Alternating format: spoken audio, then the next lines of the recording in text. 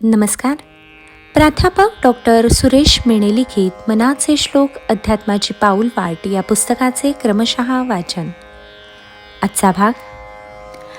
गजेंद्रू महासंकटी वास पाहे, तया कारणे श्रीहरी धावत आहे. उडी घातली जाहला जीवदानी, नुपेक्षी कदा देवभक्ताभिमानी. आत्तापर्यंत समर्थांनी अंबरीश राजा, ऋषीपुत्र उपमन्यू यांचे उदाहरण दिले. तसेच लहानग्या पण नावडतीच्या राजपुत्राचे ध्रुवाचे देखील उदाहरण दिले. या श्लोकात गजेंद्र म्हणजे हत्तीच्या राजाचे उदाहरण देऊन भगवंत केवळ मनुष्यालाच पावतो असे नाही, तर हत्तीसारख्या प्राण्यांच्या हाकेला देखील ओ देतो व त्यांच्या रक्षणासाठी धावून जातो हे सोदाहरण सांगितले आहे. फार पूर्वी गजेंद्र म्हणजे हत्तींचा राजा आपल्या स्त्री परिवारासह एका सरोवरात जलक्रीडा करण्यास गेला. हत्तींना पाण्याचे फार वेड असते. त्यांना जलक्रीडा करायला फार आवडते.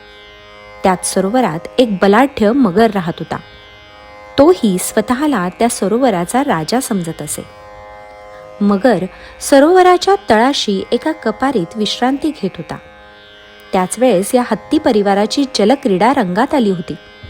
ते एकमेकांवर पाणी उडवीत खेळण्यात रममाण झाले होते. साहजिकच त्यामुळे सरोवरातील पाण्यात खळखळाट होऊन त्या मगर राजाची विश्रांती भंग पावली. तो रागाने आपली विश्रांती भंग करणारा कोण आहे हे पाहण्यासाठी पाण्याच्या पृष्ठभागावर आला. तेथे त्याला हा हत्ती परिवार जलक्रीडा करताना दिसला.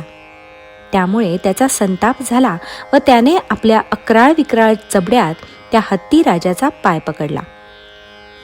बोलून चालून मगर मिठीसती, ती कुठली सुटायला. हत्तीचे बळ जमिनीवर असते तर मगरीचे पाण्यात असते. हत्तीने खूप ताकद लावली तरी त्याचा पाय काही जबड्यातून सुटेना. त्याला वाटले आता आपला अंतकाळ जवळ आला आहे, म्हणून त्याने अतिशय तळमळीने भगवंताचा धावा सुरू केला. सोंडेने सरोवरातील एक कमळ उंच आकाशाकडे धरले व देवाचा धावा सुरू केला. भगवान नारायणा, तूच मला या संकटातून वाचव. मी तुला अनन्य भावाने शरण आलो आहे.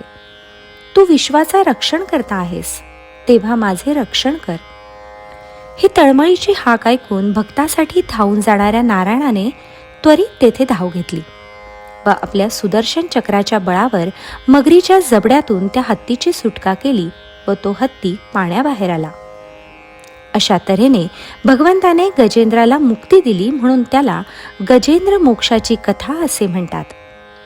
या कथेतूनही समर्थांनी आपल्याला हेच सांगितले आहे की कुणीही, अगदी प्राण्यांनी जरी देवाचा धावा केला तरी देव त्यांच्या रक्षणासाठी धावून जातो. आपण तर मानव आहोत. आपणही जर त्याची भक्ती केली, त्याला शरण गेलो, त्याचे चिंतन केले तर भगवंत निश्चितपणे आपले रक्षण करील व आपला उद्धार करेल. जय जय रघुवीर समर्थ.